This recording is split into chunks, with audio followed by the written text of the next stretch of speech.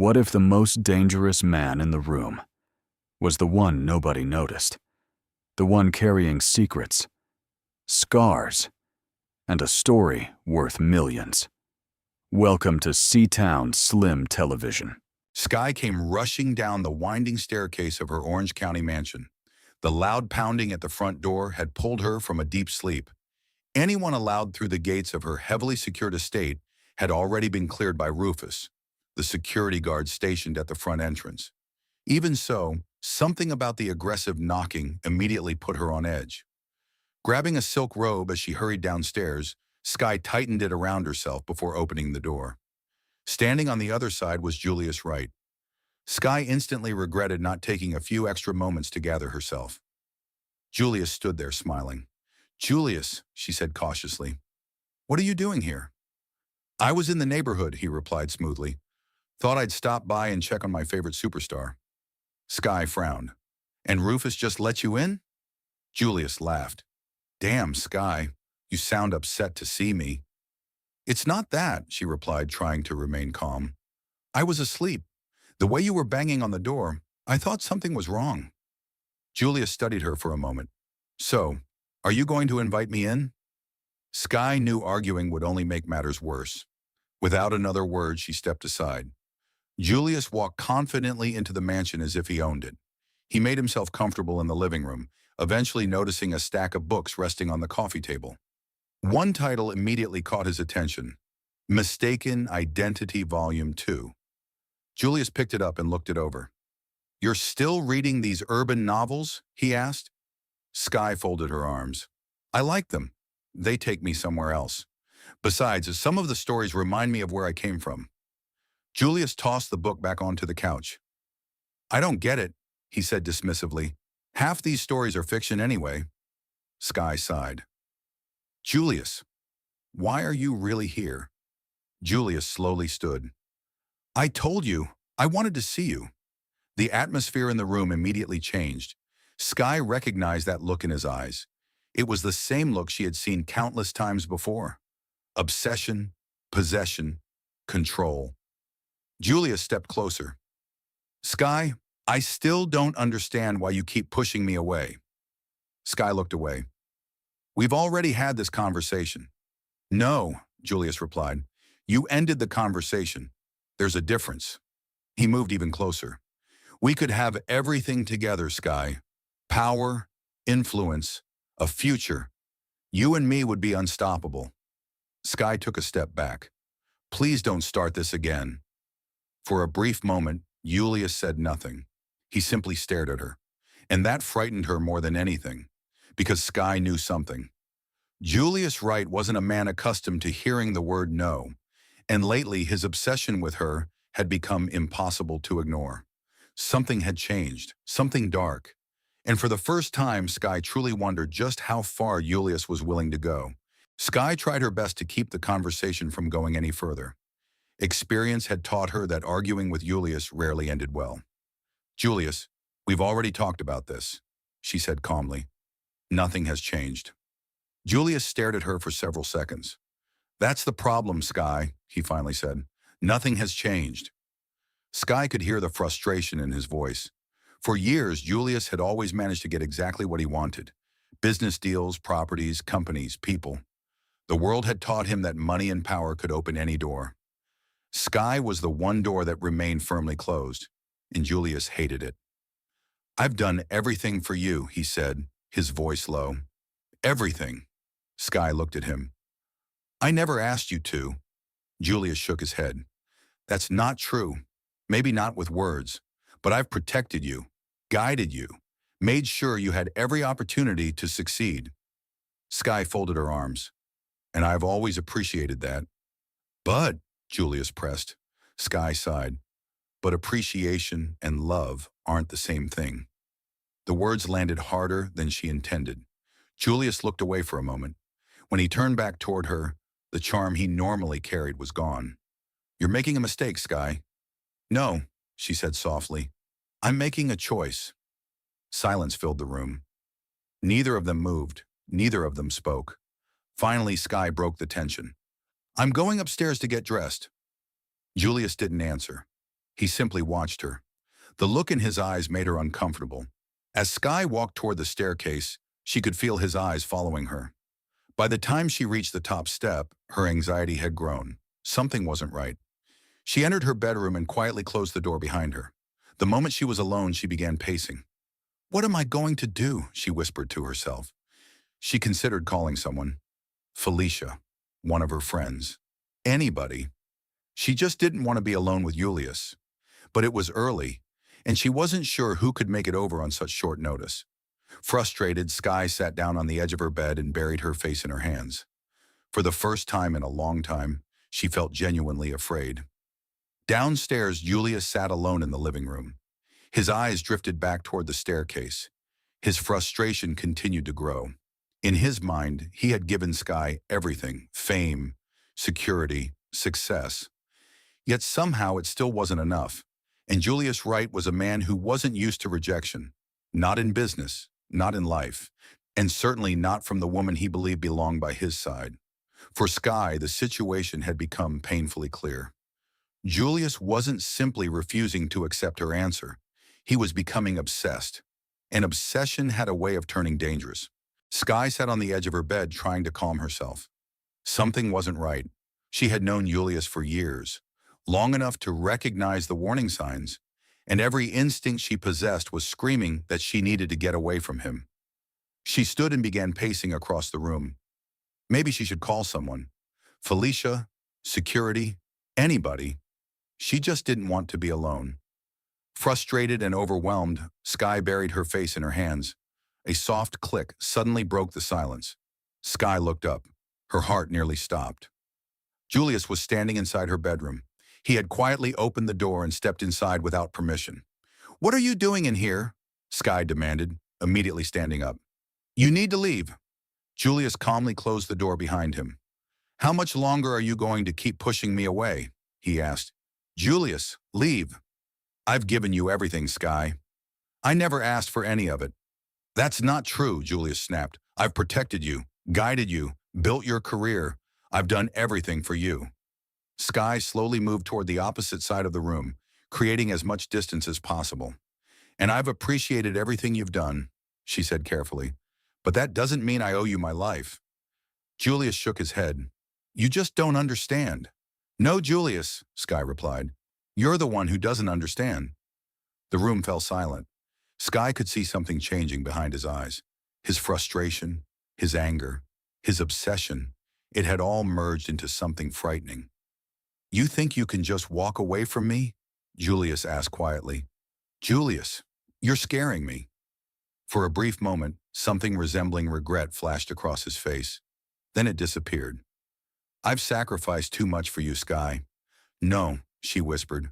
"You chose those sacrifices." Sky reached for her phone. Immediately, Julius stepped forward. "Don't!" The single word froze her. She had never seen him like this before. Never. And suddenly, Sky realized something terrifying. Julius wasn't thinking rationally anymore.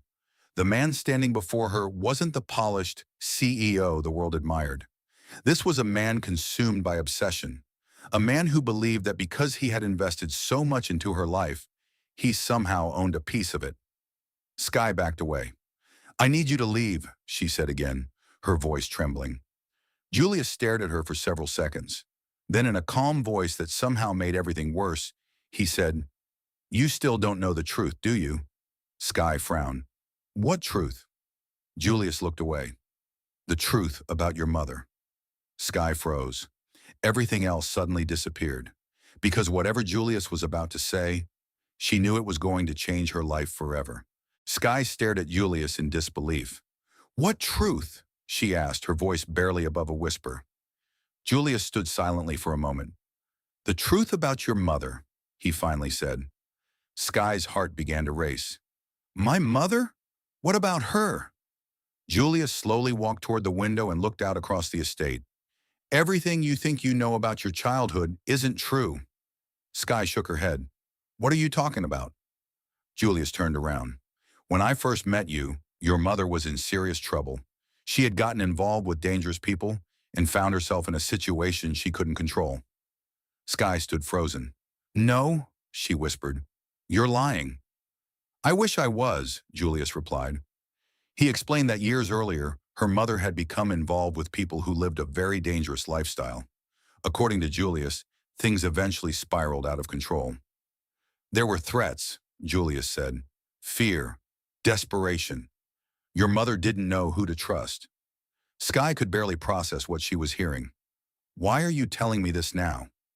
"Because you deserve to know the truth." Julius took a deep breath. "The day I took you in, your mother believed she was protecting you." Tears filled Sky's eyes. "Stop. Sky." "I said stop."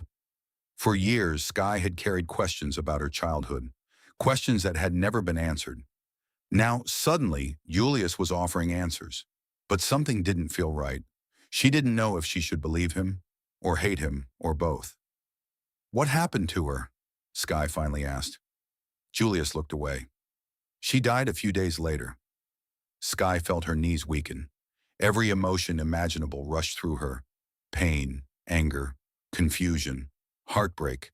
Nothing made sense anymore. And as devastating as the information was, one thought kept repeating itself inside her mind. If Julius had known all of this for years, why had he waited until now to tell her? The answer terrified her, because deep down, Sky already knew. Julius wasn't revealing these secrets to help her. He was using them, trying to pull her closer, trying to make her feel indebted to him. And that realization frightened her more than anything else. Sky stood silently in her bedroom, overwhelmed by everything Julius had just told her. Nothing made sense. Questions raced through her mind faster than she could process them. Was Julius telling the truth? Had her entire childhood been built on lies? And if he had known all of this for years, why wait until now to tell her? Sky looked up. Julius was still standing there watching her. The look in his eyes made her uncomfortable. Very uncomfortable. She needed space. She needed time to think. Most importantly, she needed to get away from Julius. Suddenly, a voice echoed from downstairs. "Sky, you home, girl?"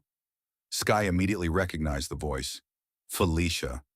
Relief washed over her. "Up here!" Sky called out. Julius' expression changed instantly. A few seconds later, there was a knock at the bedroom door. "Sky, open up," Felicia said from the other side. "You okay?" Sky moved toward the door. Julius stepped aside without saying a word. The moment Sky opened the door, Felicia knew something was wrong. Tears stained Sky's face. Her hands were trembling, and fear was written all over her expression. "Girl, what happened?" Felicia asked, immediately pulling Sky into a hug. Sky couldn't answer. She simply broke down crying. Felicia looked past Sky toward Julius. The tension in the room was impossible to miss. "What happened here?" she asked firmly. Julius adjusted his jacket. "Mind your business," he said coldly. Felicia didn't back down. "She is my business." Julius stared at both women for several seconds. Then, without another word, he walked past them and headed downstairs. A few moments later, they heard the front door slam shut. Sky held on to Felicia tightly. For the first time that day, she finally felt safe. "Talk to me," Felicia whispered. "What happened?" Sky tried to speak, but the words wouldn't come. Too much had happened. Too much had changed. And deep down, Sky knew one thing for certain. Nothing between her and Julius would ever be the same again. Felicia held Sky as she cried. She didn't rush her. She didn't pressure her. She simply stood there, rubbing her friend's back and allowing Sky to release the fear and emotions she had been carrying. After several minutes, Sky finally pulled herself together. "Pack a bag," Felicia said gently. "You're coming home with me." Sky nodded. For once, she didn't argue. The truth was, she didn't want to stay in the mansion. Not tonight. Maybe not for a while. While Felicia packed a suitcase, Sky slowly got dressed. Her mind replayed everything Julius had said, the revelations about her mother, the secrets, the obsession, the threats. Nothing made sense anymore. Part of her wanted to go to the police. Another part of her knew it wouldn't be that simple. Julius Wright was powerful, influential, connected. Sky had watched him walk away from difficult situations before.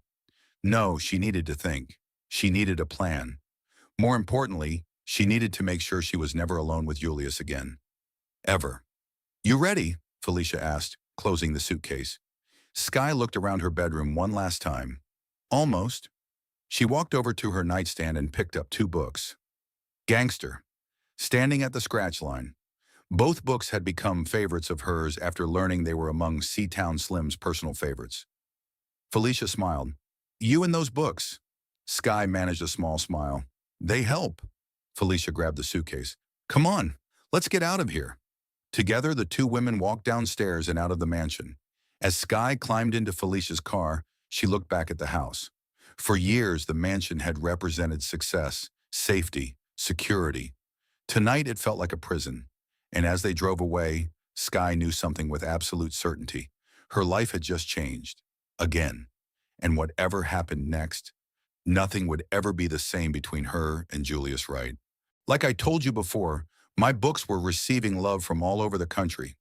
My promotional team had me traveling throughout Ohio, introducing readers to the man behind the pen, Seatown Slim. But it wasn't until I ventured outside of Ohio that I truly realized just how much my life had changed. Tank took it upon himself to organize a 21-city book signing tour. And when Tank did something, he did it big. He even purchased a luxury tour bus he had seen on television. Calling it a bus wouldn't do it justice. It was a condominium on wheels. The entire exterior was wrapped with artwork from Mistaken Identity Volume 2, making sure everyone knew exactly who was coming to town. Every city welcomed us with unbelievable love. The fans were incredible. The bookstores were packed. The energy was unforgettable. Some signing lines stretched for blocks. Others filled entire malls. Security had to be increased at several locations just to keep things organized. Honestly, it's hard to fully explain just how exciting those days were. Every city seemed determined to outdo the last one. Every stop felt bigger than the one before. Sometimes I had to remind myself that I wasn't a recording artist or a movie star. I was simply an author who wrote a few books. Yet people treated me like a celebrity, and I appreciated every single moment. If I had to choose one city that stood above all the others, it would have to be Miami. Miami was an experience I will never forget. I carried my camcorder everywhere. I wanted to capture as much as possible. I didn't want those moments to become distant memories. I wanted proof that I had actually lived them. The second I arrived, I was amazed. The palm trees, the architecture, the atmosphere. Everything felt different. It felt alive. For a guy from Cleveland, Miami looked like another world entirely. The colorful buildings, the beautiful waterfront, the endless sunshine. It felt like the city was constantly celebrating something. And for the first time in my life, I wasn't just visiting. I was arriving as Seatown Slim, an author on top of the world, and Miami was about to give me an experience I would never forget. Miami was unlike anything I had ever experienced. The moment we arrived, I knew this city was different. Palm trees lined the streets, exotic cars seemed to be everywhere, and the architecture looked like something straight out of a movie. I found myself staring out of the window like a kid visiting an amusement park for the first time. I had seen Miami on television countless times. Shows like CSI Miami and classic films had given me an idea of what to expect. But seeing it in person was something entirely different. Everything seemed larger than life. The city had an energy all its own. And then there were the people. Everywhere I looked, there were beautiful, stylish people enjoying life. The Miami sun seemed to give the entire city a glow. The atmosphere was vibrant, colorful, electric. I quickly realized why so many people dreamed about visiting South Florida. Our team was staying at a beautiful hotel called the Ocean Summit. The moment we pulled up, I knew we were somewhere special. Luxury vehicles filled the entrance. A massive waterfall greeted guests as they entered the property. Inside, the hotel was breathtaking. Marble floors, elegant decor, ocean views. Everything about the place screamed success. I took my camcorder everywhere. I wanted to document every moment, every sight, every experience. Because deep down, part of me still couldn't believe this was my life. A few years earlier, I had been sitting in a prison cell. Now I was standing in Miami preparing for one of the biggest book signings of my career. Life had changed in ways I never could have imagined. And the craziest part? Miami was only one stop on a 21-city tour. But before the signing, Tank wanted me to meet someone, a man who had become somewhat of a legend in Miami, a man named Tito. At the time, I had no idea that meeting him would leave a lasting impression on me. But it did. And before our time together was over, Tito would teach me lessons that I would carry for the rest of my life. One of the people Tank connected with while we were in Miami was a man named Tito. Tito was well known throughout the city. Everywhere we went, people treated him with a tremendous amount of respect. It didn't take long for me to understand why. Tito had lived an incredible life. He had built businesses, accumulated wealth, and earned a reputation that made people pay attention whenever he walked into a room. The crazy thing was, despite everything he had accomplished, Tito took an immediate liking to me. He genuinely enjoyed talking about books, business, and life. One afternoon, Tank and I were relaxing in our suite at the ocean summit. We had our feet kicked up, enjoying cigars and reflecting on just how far we had come. "Damn, man," I said, looking around the luxurious suite. "This is really the life. A long way from Richland." Tank smiled. "Nah, Rome. You made it. I'm just along for the ride." I shook my head. "Stop playing. None of this happens without you." Tank started to say something else when there was a knock at the door. He answered it. Standing on the other side was Tito. "Gentlemen," Tito said with a huge smile. "What'd it do?" I couldn't help but laugh. "Chilling, Tito." Tito walked into the suite dressed in colorful Miami fashion, carrying himself with the confidence of a man who had seen and experienced just about everything life had to offer. "You boys ready to enjoy Miami?" he asked. "Not yet," I replied. "I have a signing in about an hour." Tito smiled. "I know all about the signing. Afterward, I'll show you around the city." I looked over at Tank. "You hear that? Sounds like a plan." Tank laughed. "You two go ahead. I think I'm going to stay behind for a little while." I didn't think much of it. Tank had a way of making friends no matter where we traveled. "Meet us later," I told him. "I'll catch up," he said. As Tito and Tank left the room, I started getting ready for the signing. Looking in the mirror, I couldn't help but smile. A few years earlier, I had been wearing prison khakis. Now I was preparing for a major book signing in Miami. Life had a funny way of changing when you refuse to give up, and I had no intention of slowing down now. About 40 minutes later, I stepped out of my hotel room feeling like a new man. Success had changed a lot of things in my life, but one thing remained the same. I still enjoyed looking my best. After getting dressed, I made my way downstairs toward the hotel's outdoor lounge area. The moment I stepped outside, I understood why people fell in love with Miami. The weather was perfect. The ocean breeze moved through the air. Beautiful people filled the pool area, enjoying another sunny day in paradise. The entire atmosphere felt like a celebration. As I walked toward the tiki bar, I noticed more than a few people looking my way. Some smiled. Others whispered. A few recognized me immediately. It still amazed me that complete strangers knew who I was. Just a few years earlier, nobody outside my neighborhood knew my name. Now readers across the country were waiting in line to meet me. Life was unbelievable. When I arrived at the bar, I found Tank talking to an attractive woman while Tito enjoyed a drink nearby. "There he is," Tito said with a grin. "The star of the hour." Tank looked me over and laughed. "You definitely came to make an impression." "You know me," I said. "You only get one first impression?" The woman smiled. "I'll say this," she said. "Miami is definitely going to remember you." I laughed. "I hope so." Tito stood up and finished his drink. "You ready?" "Ready for what?" I asked. "To experience Miami properly." I looked over at Tank. "You coming?" Tank shook his head. "Nah, you and Tito go ahead. I'll catch up with you later." I already knew what that meant. Tank had made plans of his own. I laughed and shook my head. "You unbelievable man." Tito smiled. "Don't worry about him. Today is your day." As we made our way toward the front entrance, I couldn't stop smiling. Everything felt surreal. The success, the travel, the fans, the opportunities.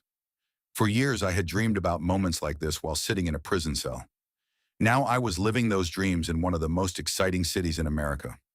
And somehow, I had a feeling the day was only getting started. Tito and I walked out to the front of the hotel and waited for the valet. A few moments later, my jaw almost hit the ground. Pulling up to the entrance was a snow-white Bugatti Veyron.